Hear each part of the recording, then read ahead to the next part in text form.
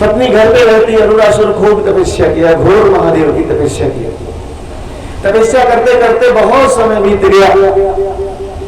तो एक दिन भगवान भोलेनाथ प्रकट होते हैं और कहा, बेटा अरुणासुर, वरदान मांग लो। अरुणासुर ने कहा कि मेरे अंदर कोई चाहत ही नहीं थी, मैंने तो, आप मेरे गुरु हो, मैंने आपकी तपस्या किया दर्शन पाने के लिए। महादेव को भा गई उसकी बात, दिल में समा गई।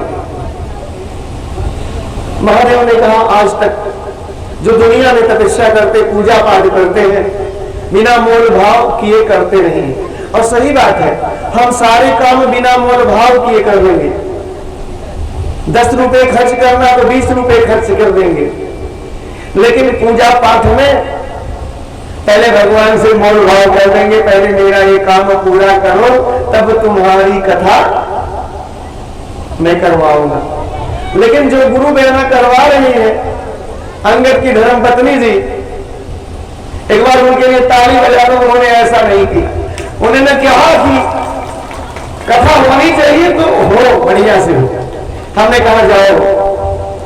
ऐसे भगवान भी है कि जिसने कह दिया कुछ नहीं चाहिए, आज एक बार सुर कह रहा मुझे कुछ नहीं चाहिए, भगवान कहते अरे बेटा मांग ले एक वरदान, मैं देना चाहता हूं, मांग ले एक वरदान। अरुणासुर कहता नहीं, मुझे कोई वर नहीं चाहिए। महादेव कहते मैं आया हूं तो मेरा वाला खाली नहीं जाएगा, तो एक वरदान मांग ले। अरुणासुर ने कहा कि हे बाबा, अगर आप एक वरदान देना चाहते हैं तो अभी नहीं, मेरा एक वरदान उधार रहेगा, मेरा एक वरदान उधार रहेगा। जब मुझे जरूरत पड़ेगी एक वरदान मैं मांगूंगा और जैसे बुलाऊंगा आप आके मुझे एक वरदान दे देना। मेरे बाबा ने कहा तथास्तु। अरुणासुर घर गया तो उसकी पत्नी बीमार थी, और पत्नी बीमार थी तो ले जाकर के वैद्यराज को दिखाया। वैद्यराज ने कहा कि दवा तो मैं कर ही रहा हूं, इस सुबह सुबह थोड़ा टहलने निकले, सुबह की हवा दवा से बढ़कर होती है। पहले ही दिन जैसे वो बेचारी टहलने निकलती है और असुरनियों ने ताना मारा, और असुरनियों ने ताना मारा कि तू क्यों निकलती है टहलने, तेरा मुंह देखना पाप है, तू बाझन है, कितने का दिन खराब करोगी। और जब कोई ताना मारता है तो मृत्यु से ज्यादा खलता है। अब वो आके मंदिर में पड़ जाती है कि आज मैं उठूंगी नहीं। अरुणासुर कुछ नहीं बोलता है, चला जाता है, वो ऐसे पड़ी है। भोले बाबा समाधि से उठते हैं, 2 बज रहा था, मैया ने जलपान ला के दिया और भोले बाबा ने मिष्ठान ऐसे मुंह के पास ले जाकर के खाए नहीं, रुक गए। सोच रहे मैया कुछ लाने गई महादेव को और खिलाने के लिए। मैया कहती स्वामी आप किस चिंता में हो? मुझे क्या बताऊं गौरी, ये मृत्यु लोक मेरा एक मेरी शिष्या है और उसने कुछ खाया नहीं। बोले क्यों स्वामी? बोले उसके कोई संतान नहीं है, उसके कोई संतान नहीं है, और कहती है कि मेरा आज जीवन निकल जाए या मुझे एक संतान दे दीजिए बाबा।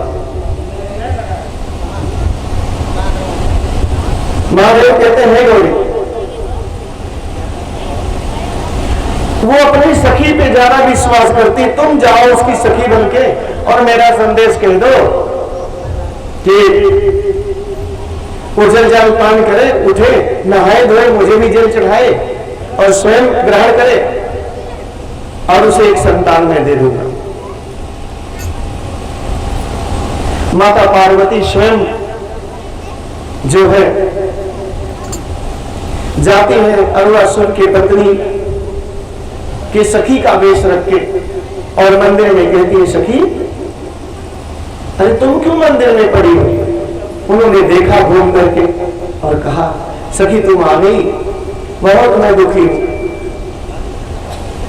पता नहीं इतने दिन से पूजा पाठ कर रही हूं और महादेव ने मुझे कोई संतान नहीं दिया, और जब लोग ताना मारते हैं तो बहुत अखरता है।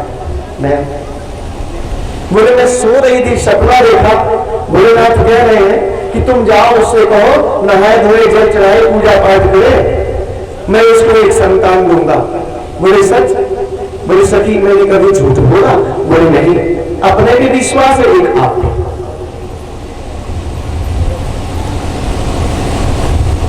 और विश्वास में ही आज लोग विष घोल देते हैं।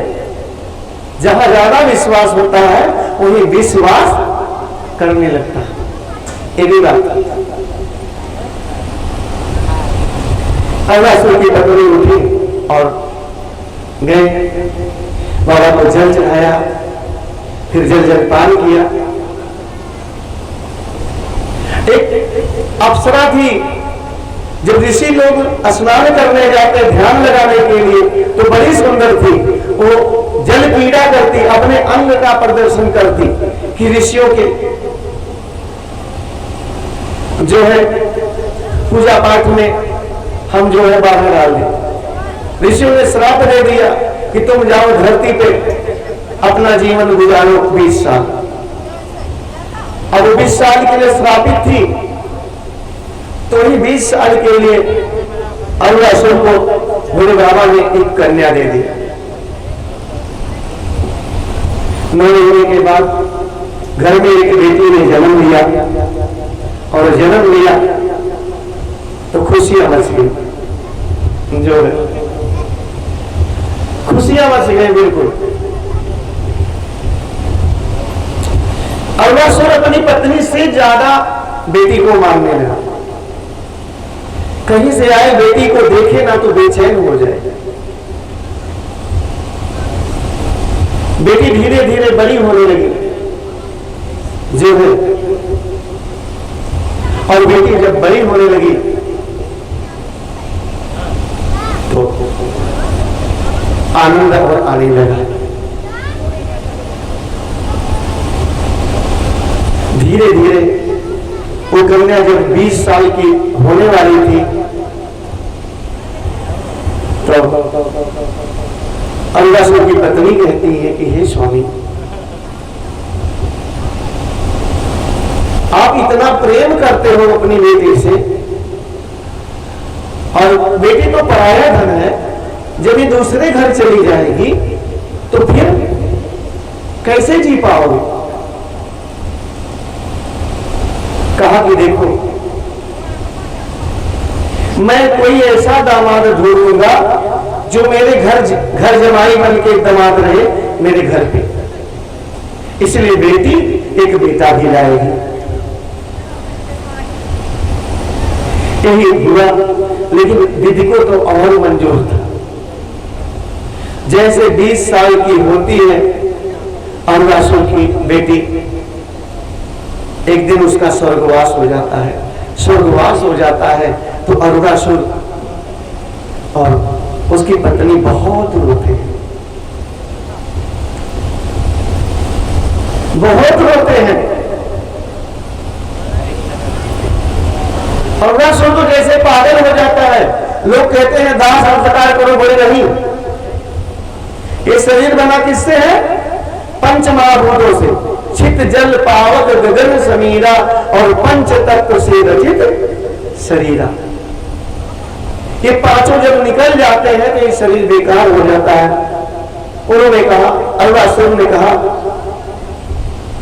कि देवताओं के राजा है देवराज इंद्र, और मैं इंद्र के पास जा रहा हूं और पंच महाभूत को मांग के लाता हूं।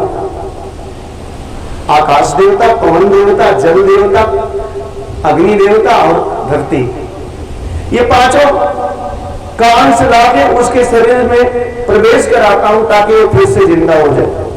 और अरुणासुर जाकर के कहता है, हे देवराज, पंच महाभूतों को मेरे बेटी के शरीर में प्रवेश करवा दीजिए। भगवान इंद्र कहते हैं कि नहीं,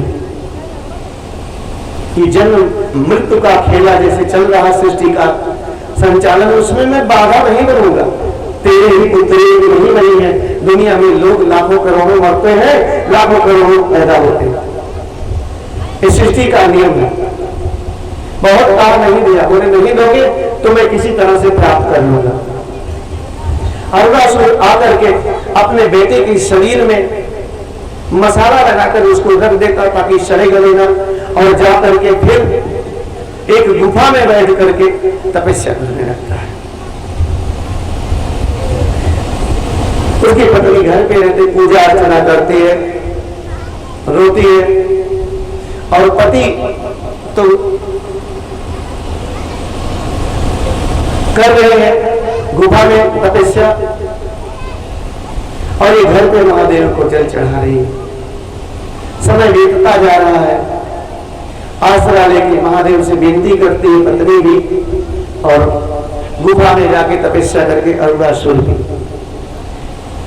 और भोले बाबा पे अभी देखिए, सावन गया 4 दिन पहले, 6 दिन पहले खूब जल चढ़ाया लोगों ने, और रोज भी चढ़ाते हैं, जैसे चढ़ाते हैं कैसे